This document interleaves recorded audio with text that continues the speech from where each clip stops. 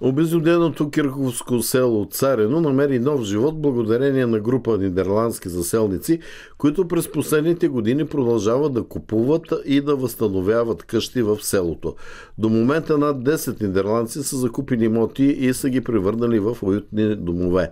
Според местните хора, чужденците са привлечени от действената природа, спокойствието и автентичната атмосфера на района. Новите заселници не само обитават селото, но и активно се включват в неговото оживяване. Те са изградили беседка с открита кухня, която наричат културен център, място за общи срещи, празненства и събирания. Интересен акцент в този център е каменна конструкция, оформена като кораба Титаник. Неговата носова част, правата, е умело вплетена в архитектурата на беседката и служи като своеобразен символ на възраждането на Царино. Автор на каменния кораб е Иво Каменов, който споделя, че идеята за Титаник носи дълбока символика. Както легендарният кораб е бил създаден с огромни надежди, така и чужденците вдъхват нова надежда и нов живот на обезлюденото село. С Иво Каменов разговаря на Хит Дуго. Това село малко по малко от 75-та година тръгна една тенденция до 85-та година. Започнаха да се изселват в Чорбаджийско по държавнически причини или пък лош бит. По едни или други причини започна да се изселва населението и около 2000 година в самото село много запустя. Почти не останаха хора. Даже едно-две семейства максимум. И след едно 10 години в упадък селото загиваше, да речем. И към 2012 година започнаха да проявиха интерес холандци от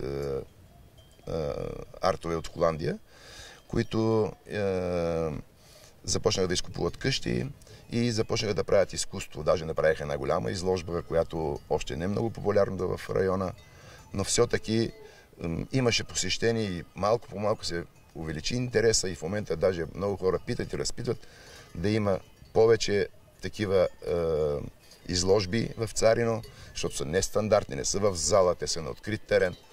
Разчупена цялата изложба в селото. И когато дойдаха тези холандци, аз поне съм си от това село, се зарадвах, че това село няма да изчезне от картата, ще продължи да живее, макар и с други жители, не наши, само ни порядко се сещаме да ходим там. И реших и аз да привляках им интереса, че аз искам да им помогна. И по този начин започнахме с тях. Направихме първо за тях една лятна кухня в стар стил, която трябваше да изглежда правена преди 100 години, макар и с нови материали тук-там, но основно трябваше да изглежда каменно-дървена стара сграда. И оттам, като направихме тази сграда, на мен също ми се видя, че и аз мога да направя нещо заедно с тях. Мястото, където сега е Таник, там беше старото училище, начално училище на село Царино, приблизително до 72 година или 71 година действащо. След това вече се преместихме да учим в Орлица. Аз съм живял там 13 години, от които 7 години съм учил, 6 години съм учил в Орлица. И идеята за Таник дойде първо като да направя една хубава чешма, беседка. Мястото предполага хубав скат. Изкопах го така долу-горе и се получи нещо като в земята, под земята, а фронта пък е хубав, понеже предполага терена, повтарям се. И част от оградата беше паднала. Довара, който крепи двора на училището, заради ската. Част от довара беше паднал и реших, че тук мога да изхвърля една тераса навън. Но пък терасата с две страни по-ме затрудни, или три страни, по-точно три страни по-ме затрудни, по-ме беше лесно с две страни да ги срещна и така от само себе се получи нос на кораб. И по този начин тая тераса стана като формата на нос на кораб. Ами че кораб да е Титаник. Да, но понеже Титаник е много популярно и свързано с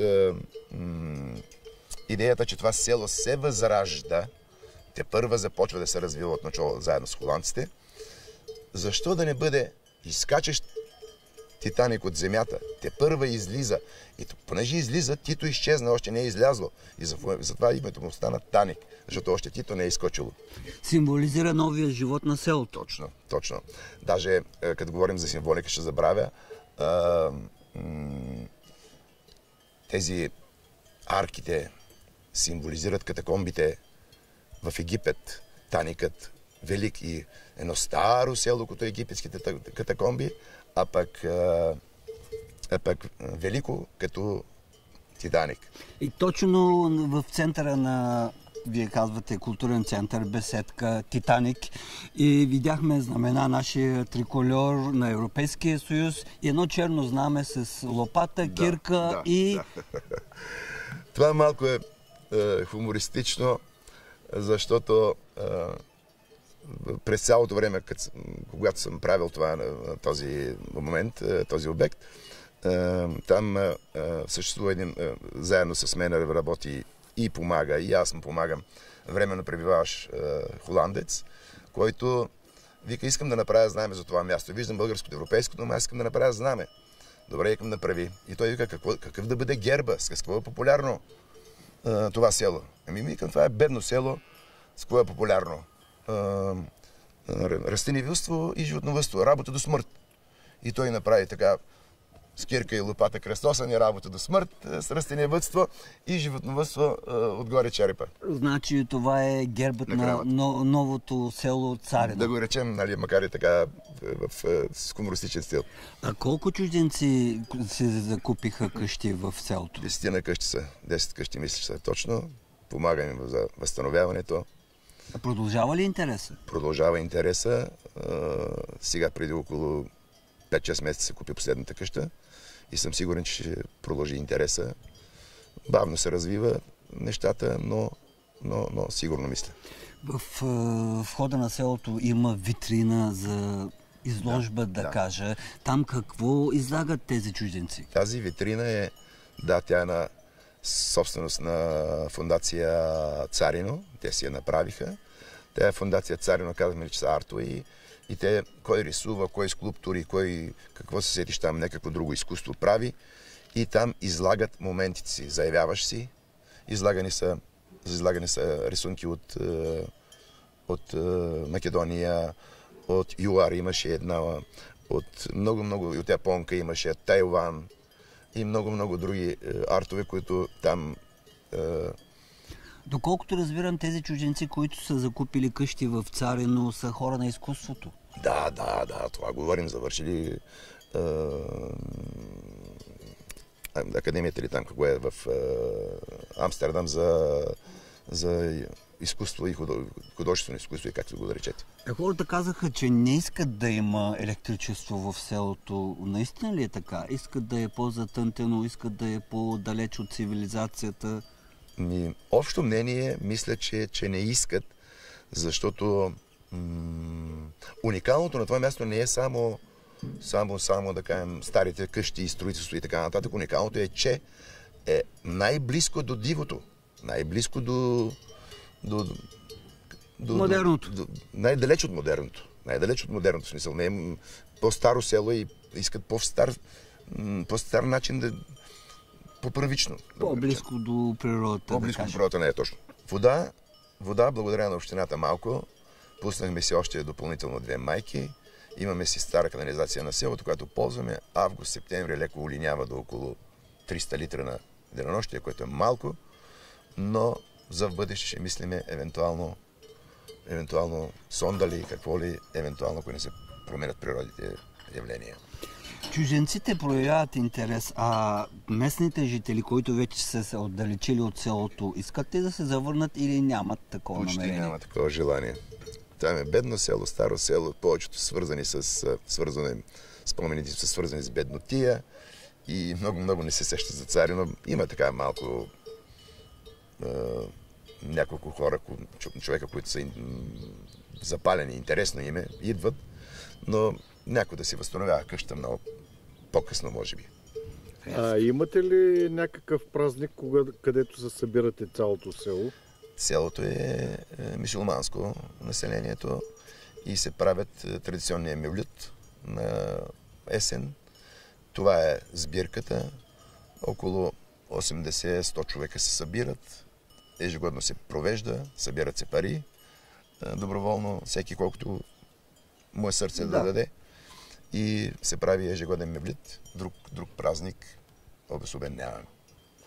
Чужденците не се ли събирате? Много пъти се събираме. Сега на април месец, живот и здраве, пак са организирали една голяма проява. Искат да се направи нещо като изложба, ама в голям мащаб вътре в цялото село, от къща на къща, както се правило преди.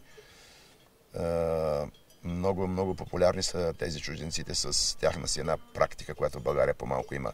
Волонтерс, доброволци, събират най-често от Гърция идват, от Холандия си идват, англичани идват, които доброволно идват да работят и да усетят момента в село Царино без да плащат.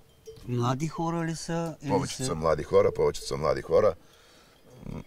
Около 80-85 набор и много по-млади. Една малка младичка от Тайван, Чиен, беше тук, която е сигурно на 23-4 години.